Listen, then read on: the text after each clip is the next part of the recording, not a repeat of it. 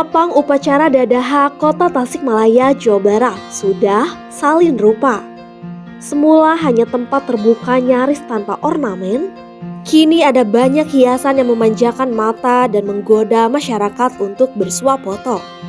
Setelah diguyur anggaran 11 miliar rupiah lebih yang bersumber dari APBD Provinsi Jawa Barat, selain punya wajah baru, namanya pun diubah, bukan lagi disebut Lapang Upacara, tapi alun-alun Dadaha.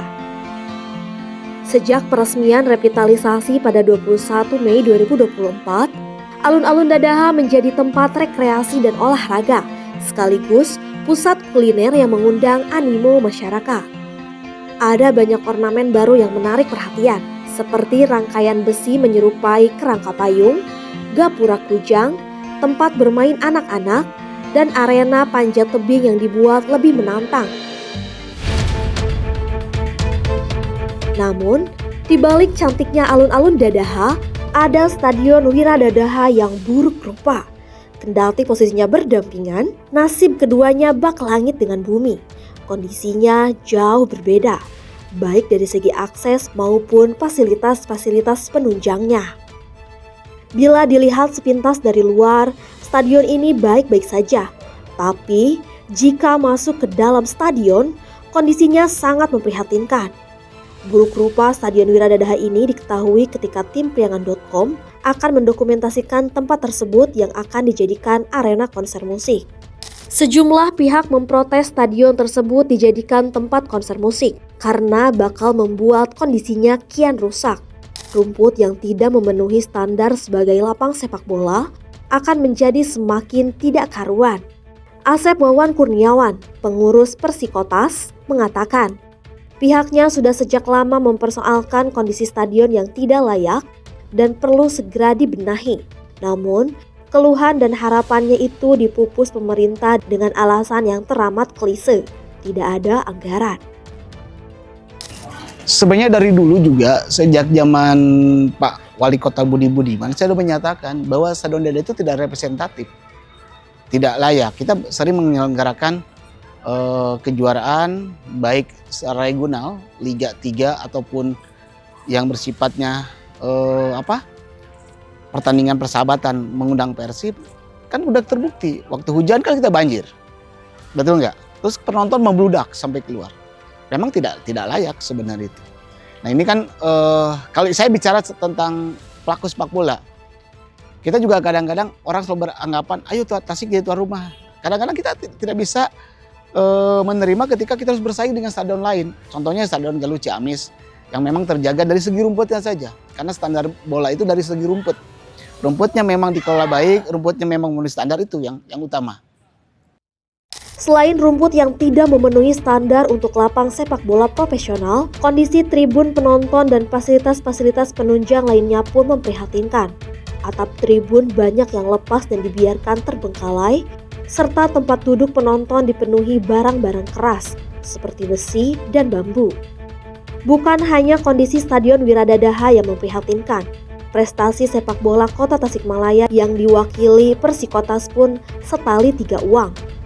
Alih-alih berpacu mengukir prestasi di kompetisi profesional, saat ini Persikotas tengah dihadapkan pada banyak persoalan yang membuatnya ambruk dan terpuruk. Setelah Ketua Umum Persikotas, Endang Rukanda, meninggal dunia, tim sepak bola kebanggaan warga Kota Tasikmalaya ini kehilangan figur yang sepenuh hati mengurus klub. Alhasil, tahun kemarin Persikotas tidak ikut bertanding dalam Liga 3 dan Piala Suratin. Persikotas pun terancam dikeluarkan dari keanggotaan PSSI Jawa Barat. Padahal, Persikotas punya jejak prestasi yang membanggakan, diantaranya juara Divisi 3 Nasional dan juara Liga Nusantara untuk wilayah Jawa Barat. Selain itu, salah seorang mantan pemain Persikotas, Dava Salman, dipercaya main di Liga 1 bersama PSM Makassar. Tapi kini, Persikotas tengah terpuruk dan entah kapan akan bangkit lagi. Makanya saya bilang ke pemerintah, ayo sama-sama kita duduk bersama. Karena bagaimanapun ingat, Persikotas itu masih milik pemerintah Kota Tasikmalaya. Walaupun ada kemarin udah dilepaskan, tidaklah. Persikotasnya wujudnya masih bisa dikatakan milik pemerintah, karena di kita di Indonesia itu bon-bon itu biasanya berasal dari pemerintahan. Kayak Persib kan dulu dari Kota Bandung. Sekarang diambil alih ketika profesional menjadi PT Bandung Martabat ya dilepas. Tetapi di sana ada saham-sahamnya. Perwakilan grup-grup yang ada di sana. Nah Persikota juga sama. Yuk sama-sama lah. Siapapun nanti yang kelak nanti memimpin Kota Tasikmalaya, ini ada satu kebanggaan. Masih banyak orang para pecinta bola Tasik yang mengharapkan Persikota ada. Kita punya basis kuat kok, punya lahan, kita punya di bawahnya usia dini yang mumpuni, tetapi jangan sampai ketika usia dini lepas, mereka kemana gitu kan. Terkait kondisi Stadion Wiradadaha yang buruk rupa, PLT Kepala UPTD Pengelola Kompleks Dadaha Mulyono menjelaskan, hal itu disebabkan oleh tidak adanya anggaran pemeliharaan dan perbaikan stadion. Bahkan, untuk memangkas rumput pun tidak ada anggaran khususnya. Tak heran, banyak atap tribun yang lepas dan dibiarkan terbengkalai lantaran tidak ada uang untuk memperbaikinya. Adapun pemasukan dari sewa stadion, seperti dijadikan tempat konser musik, uangnya tidak serta-merta bisa langsung dimanfaatkan untuk biaya perbaikan.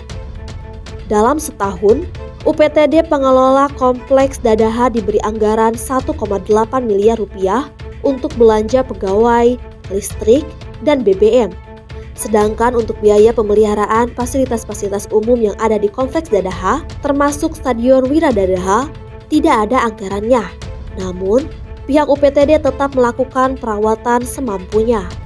Apa yang saya bisa, saya kerjakan. Ya alhamdulillah sampai sekarang ya, mulai dari menyapu, dari membawa rumput karena emang mesinnya ada dan emang anggaran dari bensinnya ada sih tapi tidak setimpal gitu. Makanya lambat lah gitu ya. Yang penting kita bisa merawat aja gitu sementara gitu. Ya sebisanya aja lah sebenarnya kita supaya jangan terlalu kumuh atau jangan terlalu rusak lah gitu.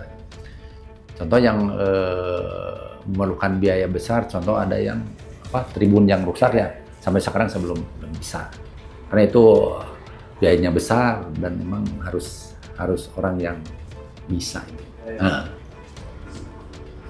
Mulyono menambahkan, UPTD Pengelola Kompleks Dadaha diberi target PAD sebesar 210 juta rupiah per tahun yang didapat dari sewa gedung, gelanggang olahraga, stadion, dan retribusi pedagang kaki lima.